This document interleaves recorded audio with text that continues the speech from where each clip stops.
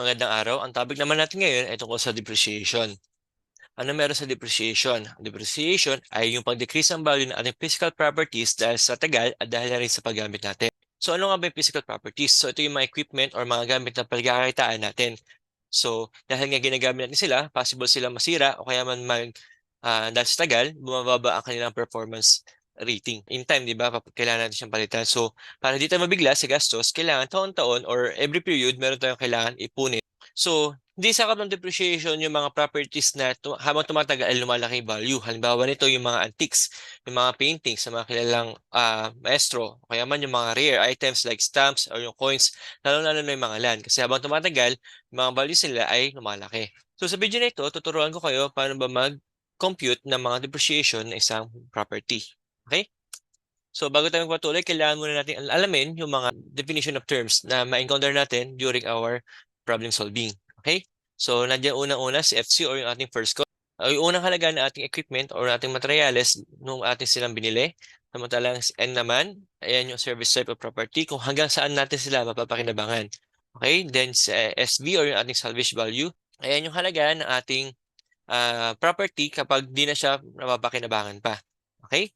Then, meron tayong BV or yung ating book value. Ito naman yung halaga niya habang ginagamit natin siya. Kasi di ba nga, meron tayong first cost. The first cost na yan, uh,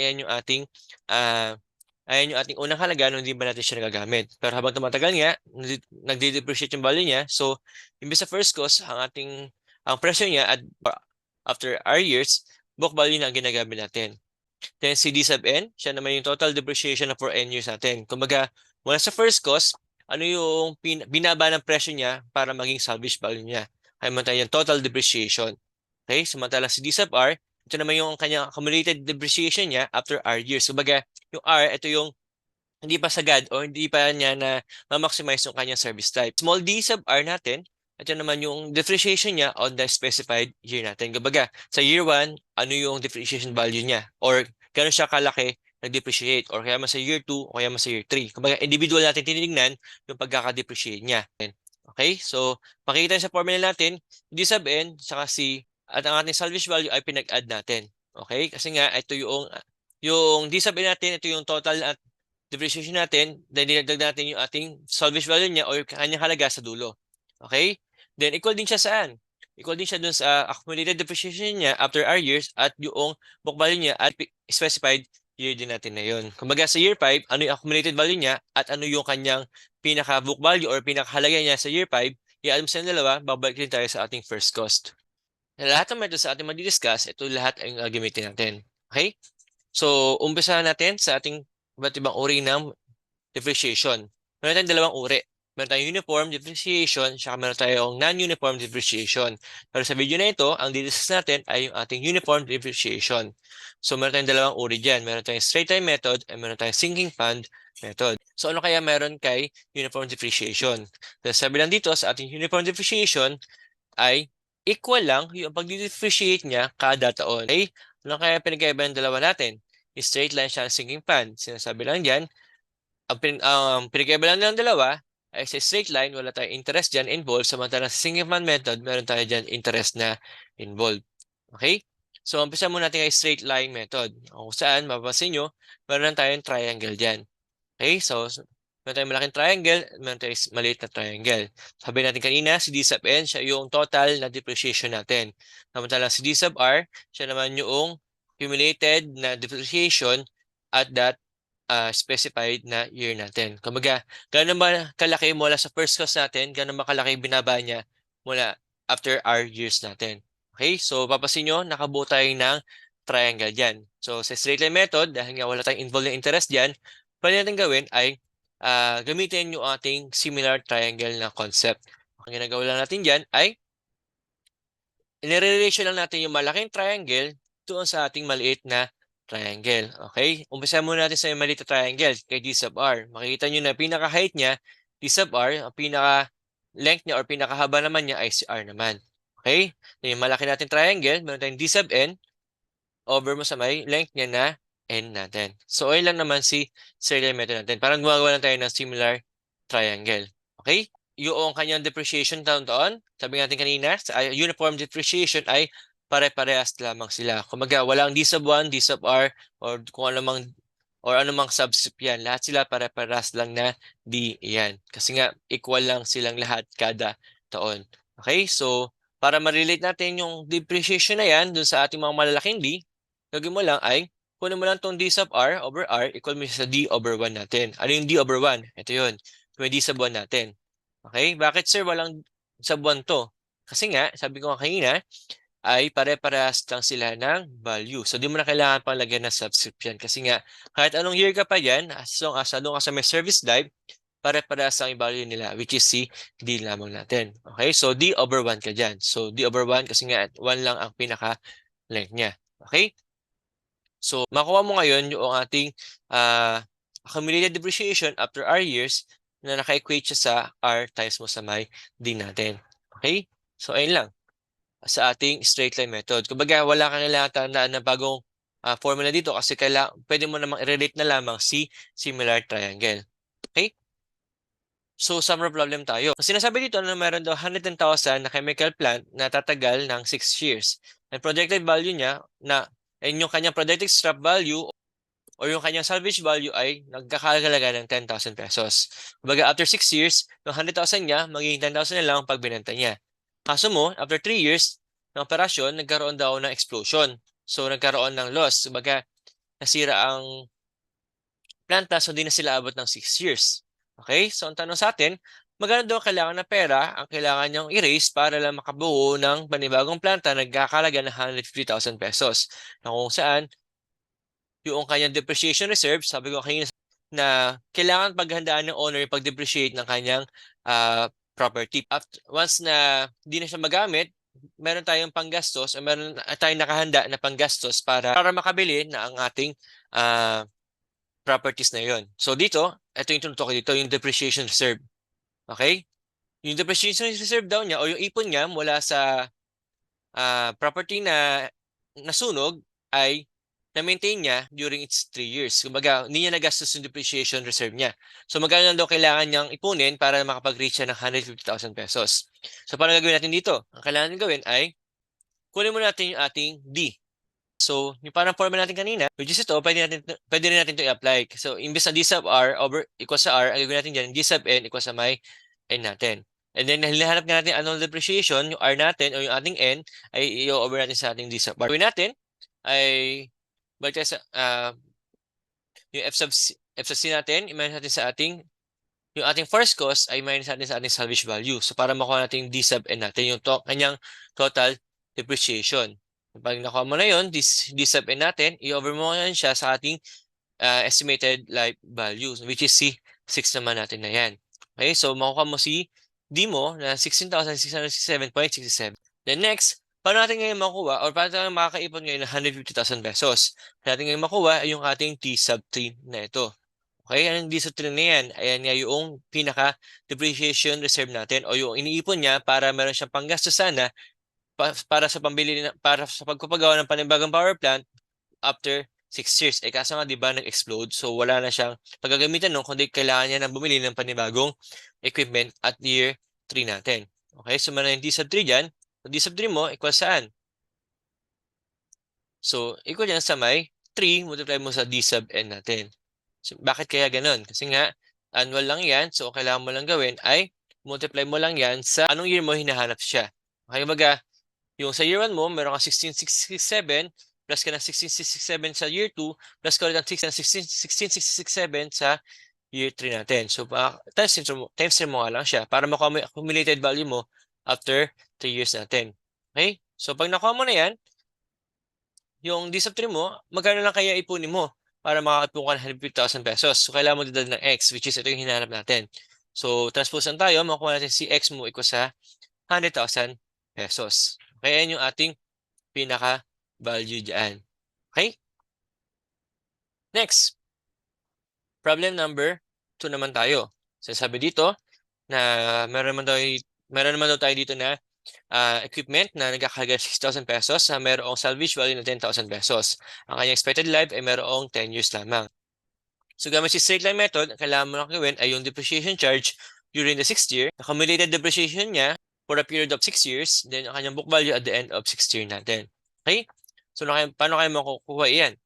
Para makuha yan, gagawin na natin ay, yun na ulit, gawin natin yung annual depreciation.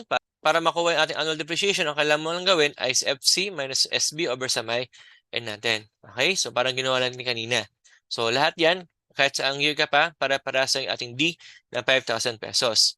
Okay? The next, hinahanap naman yung kanyang depreciation for a period of 6 years. So, ang gagawin mo lang 5,000, multiply mo lang yan sa 6 para makuha mo ang kanyang accumulated depreciation. Para makuha mo yung book value niya o yung halaga niya after 6 years, kailangan mo lang gawin ay minus lang yung D sub 6 na yan sa ating first cost, which is 60,000, na makakuha mo si 30,000 pesos natin. Okay? Alam mo lang pinagkaiba-iba nilang lahat. Okay? Si D na maliit, ayan yung kanyang annual depreciation.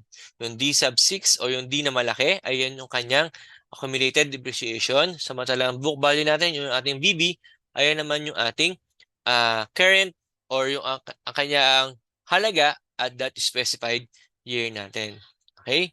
Book value sa may pagitan, sa may simula, ayun yung ating first cost. Sa may dulo, ayun naman yung ating salvage value.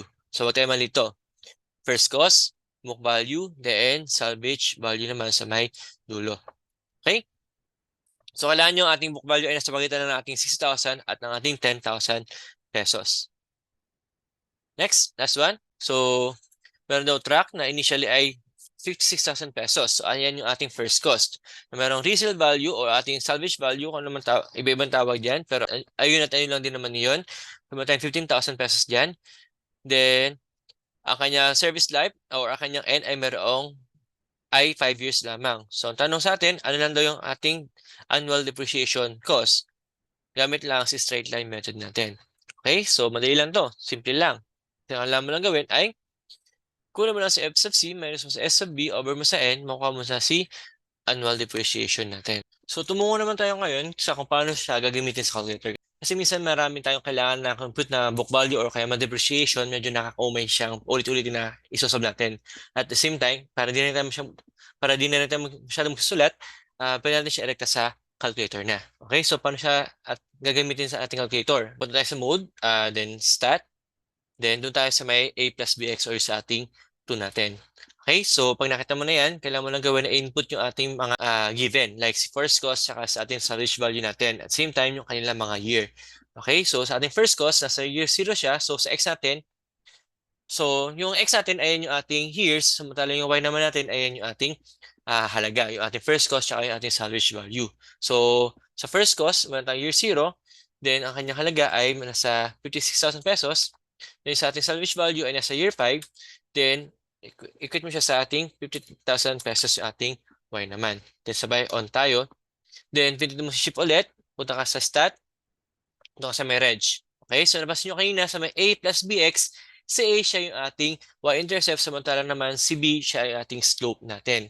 So mapapansin nyo sa ating triangle ay nakabuo ng isang line. Kaya yung A plus BX yung ginamit natin. Kasi nga, isa siyang line na decreasing, sa meron tayong slope. So yung slope yan ay na yung ating pinaka annual depreciation natin. So, gawin mo lang, pindutin mo lang si 2, yung ating B, lalabas sa si B natin. So, slope niyan ay 8,200. So, makita mo dyan, negative ang ating sagot. Kasi nga, ang ating line ay pababa. So, expect mo talaga na negative ang ating slope dyan. Pero sa atin, dahil nga alam natin na pababa ating presyo, hindi na natin siya nilagay pa. Okay, so meron tayong negative 8,200 natin. Okay? So, ayan yung ating annual depreciation. Sa pangalabawa dito sa ating problem number 2. So, punta tayo sa shift stat. So, kung gusto mo palitan data, pwede mo naman siya palitan dito sa ating data. Okay, so pwede mo lang si 2. So, ang FC mo dyan ay nasa 0 tier pa rin. Pero iba lang halaga niya, 60,000 pesos. Then, ang ating N ay nasa may tier 10. Then, 10,000 na halaga niya. Para mo then AC ka ulit. Then, para makuha mo nga yung ating value ng ating slope or ang ating annual depreciation, pwede mo lang si 5. Then, 2 tayo makuha mo si 5,000 pesos natin. So, para makuha mo yung So, kung gusto mo makuha ang kanyang accumulated depreciation after 6 years, ang gagawin mo lang ay si B ay multiply mo lang sa 6 natin. Okay? Yan, makalabas na si 30,000 pesos. Okay po? So, 30,000 pesos. Then last, meron na book value. So, book value natin, ang kailangan mo lang gawin dyan ay imbis na si first cost mo, i-minus mo dyan, mas malit ito. Ship mo, stat, reg, then si 5 natin. Yung y hat natin na yan. Ang y hat, ibig sabihin yan, hinahanap natin yung value ng y given ang ating x value, yung ating number of years natin. Ano ba yung number of years natin na hinahanap? Di ba? Nasa year 6 tayo. So, ilagay mo lang si 6, and enter mo, lalabas yan si 30,000 pesos. Kumbaga, kung anong value mo ng x, bibigay niya yung pinaka-book value niya. Halimbawa, sa year 0, sa ating book value, o sa ating first cost, di ba? Halimbawa, sa ating year 0, di ba? Kailangan ilabas sa dyan yung ating first cost. So, dapat 60,000 pesos ang ilagay niya dyan. Samantalang sa ating year 10, dapat ang ilabas naman niya dyan ay si 10,000 pesos. So, ulit lang, kailangan mo lang gawin ay si mode 3, 2 tayo para sa straight line method natin. Kasi nga, isang siyang linear equation. Okay? Then, input ang value natin, 0, 10, dahil nga sa first cost, sa year 0 siya. Then, sa year 10, nandun yung ating salvage value. So, okay na yan. Easy mo. Then, shift, stat, reg, then 2, para sa ating annual depreciation o annual uniform depreciation. Then, multiply mo lang siya. Saan man natin gusto i-accumulate yung ating depreciation. Then, BB mo, book value mo, then 5, then tingnan mo kung saan year value ka dyan. Year 6, yan. So, 30,000 pesos tayo. So, ayun lang para sa ating calculator technique. So, pwede yung gawin yan sa iba pang mga straight line methods natin. Ngayon, tumungo naman tayo sa pangalawang uri ng uniform depreciation. Ano yung tinatawag na sinking fund method. Sabi natin kanina, pagkaiba ng straight line method at sinking fund method natin ay yung sa interest lamang. Kasi sa sinking fund method, involved na naman tayo ng interest. So, para lang siya mangyayari na tayo ay naka-annuity. Okay, depreciation, taon-taon. So, kagawin mo lang dyan, para mukha mo hindi na yan, kailangan mo lang ulit ating balikan yung ating summation ng ating mga cash flow. Dito, kailangan mo lang gawin ay summation sila doon sa may dulo natin, sa may ating total depreciation. Bakit? Kasi alam natin total depreciation natin, di ba? So, ayun na yung kailangan paghati-hatian nila at lalagyan din natin interest yung depreciation na yun. Okay? Example, para mas maintindihan.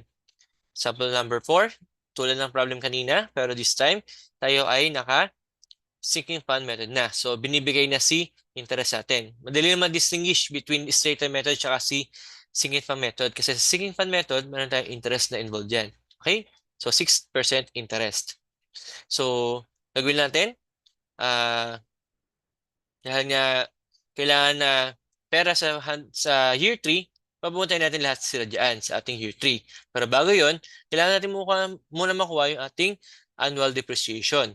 Para makuha yon, gagawin mo lang, kunin mo lang si D sub N natin or si FC minus mo sa may salvage value, then equals siya sa future value ng ating mga annual depreciation. Okay? So bakit nakamultiply? Kasi nga papunta tayo sa may future. Ayun yung pinaka value o pinaka depreciation cost o yung ayun nga yung total depreciation ng ating planta. Okay? So, summation ulit tayo dyan. So, para makuha mo si D natin. So, magkakaroon tayo ng annual depreciation na 14,336.26. So, alam na natin yung ating halaga ng ating annual depreciation. So, pwede natin gawin ay kumpitin yung kailangan natin kasusin pa or kailangan pa natin para makabuo or makabili ng 150,000 pesos sa year 3 natin. Okay? So, paano yun? So, 150,000 pesos dahil nasa year 3 na yan, i-minus mo na lang yung ating halaga, annual depreciation na pinapunta mo lahat. Ilan yan? 3? Tama. Meron tayong 0 to 2. Bakit 3? Bakit 0 to 2 yan? Kasi nga, 0, ito yung depreciation mo sa year 3 natin, then 1, then 2. So, yung 3 na yan, papunta mo sa year 3 natin, then nakamultiply kasi nga lahat sila papunta sa my future. So, i-minus mo yan. So, makuha mo yung ating hinahanap na value ng x natin. Yung kailangan pa na halaga para makaipon tayo. Okay? So, meron tayong sagot na 104,359.08. Okay? Next.